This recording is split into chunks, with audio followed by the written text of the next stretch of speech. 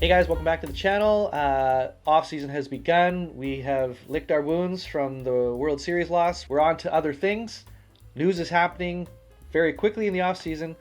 Shane Bieber, almost called him Justin, um, signed his player option for 16 million to stay in Toronto, potentially leaving money on the table. Great development.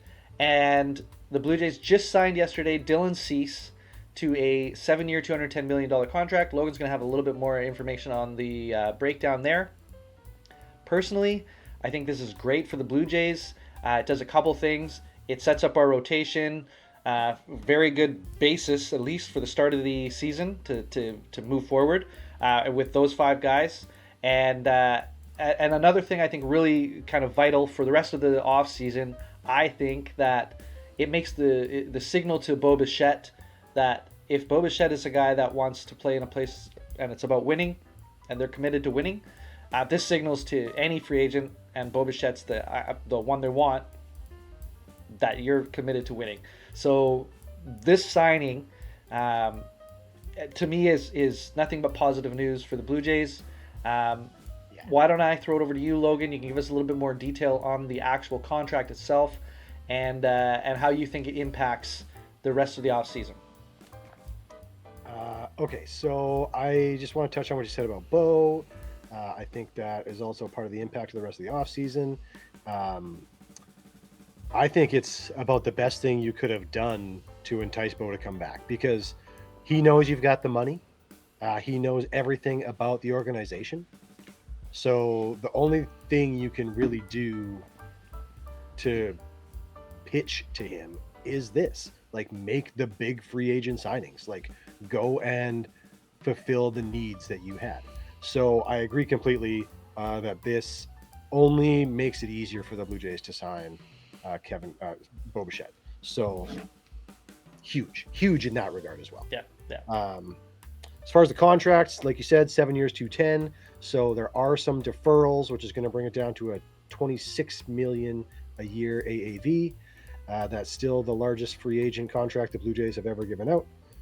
Only a little bit more than George Springer, Kevin Gausman, and Anthony Santander. Um, as far as like Cease by the numbers, he's a strikeout guy. 5 straight seasons, 200 strikeouts or more. Um, that that brings the how do I want to say this? That makes the Blue Jays that gives the Blue Jays the two most prolific strikeout pitchers since 2020 in Cease and Gosman. Yeah. So that's huge. Like that's the thing that the Blue Jays value is being able to go out there every day. One, which he does, 32 or 33 starts over the last 5 seasons. He's a workhorse. He goes out there every day. He's got high velocity and he strikes guys out. Uh, Bit of a negative. He also walks a lot of guys. I think that that's something that the Jays can address and will address, a la Robbie Ray when he came over and was a high strikeout, high walk guy, and he became a high strikeout, low walk guy, and won a Cy Young award. Yeah. Um, like he's had 5 years, or sorry, back to Dylan Cease has had 5 years in a row of 200 or more strikeouts. The other active pitchers, the other pitchers still playing right now, and maybe two of them might not be playing at the end of the free agency. Who knows? Um, Max Scherzer, Justin Verlander, Chris Sale, and then Kershaw also has the same streak. He's just retired, right? So like, Right. Yeah. he can be grouped in with those All right. guys. Yeah, I'm with you. Those I'm are with you. those are all Hall of Fame bound pitchers, possibly. So, maybe that's good.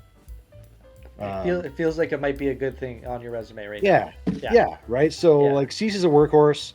He might give up a few home runs, which is a bummer, because that's a big thing for Blue Jays pitching. I feel like we give up too many home runs. Yeah. But this signing is outstanding.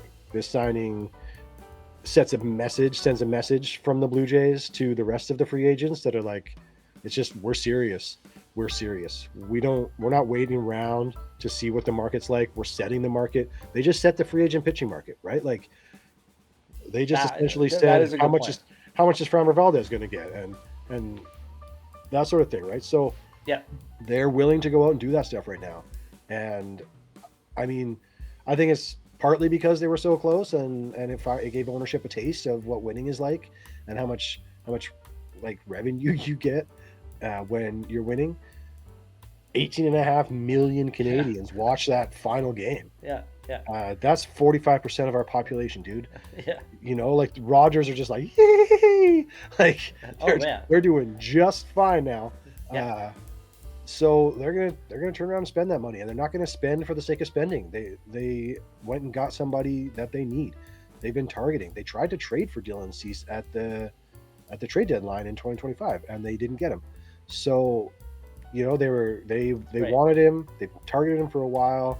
The Jays value a lot of the way he pitches, and they got him. And I think that sets a real message, sets the tone for the offseason. Yeah. They're not done by a long shot. Does it close the door to things like Scherzer and Bassett? I don't think so. The bullpen really needs to be shored up. So, you know, Bassett could be a bullpen guy that gives us also starting pitching depth, because really we've got 5 starters. You've got Gausman 1. This is the way I would do it anyway. A bunch of the other people on the internet don't agree with me, but Gausman 1, Cease 2,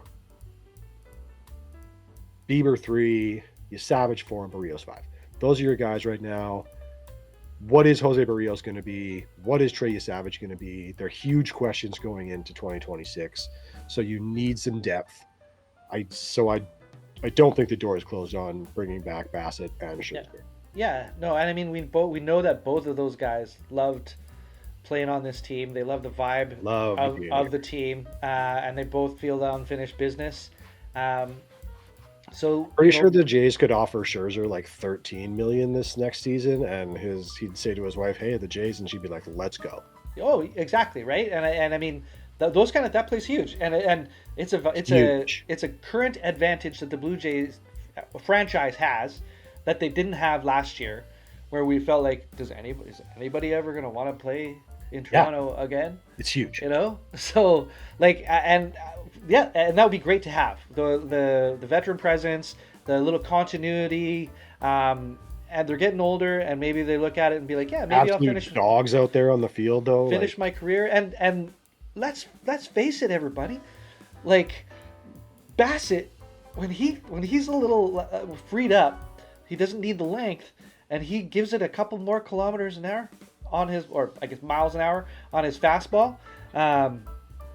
Everything else plays so much better, and he was crazy. Unhittable in the playoffs. If you had that at the back end, I don't care if it's a back end or if he's a long relief, ready to be stretched out to be a starter in an injury, but like he could be very versatile. I'd go for it if he can. If he's willing, I'm please Chris Bassett, consider it. Please consider it. We need a closer. And I know he's not your traditional closer. And you know, Jays have been linked to a lot of potential pitchers out there. Edwin Diaz, one of them, kind of. I don't think that's realistic. I don't think it's really the greatest fit for the Blue Jays either. I think Chris Bassett's your closer, man. Like that would be interesting. That'd be interesting. But I mean, he'd be really good at it. Like you said, he's 96-ish on the fastball, and if you're working off that, it's way easier than working off 92.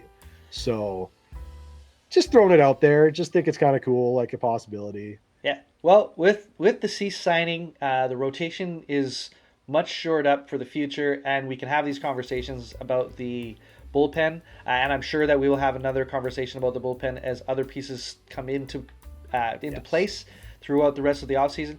But like we said, great that the Blue Jays have made this splash this early, and it just hypes us up for the rest of the offseason. We want to know what you guys think. Let us know what you think of the signing, how it might impact getting Bo, bringing him back, and what do you think?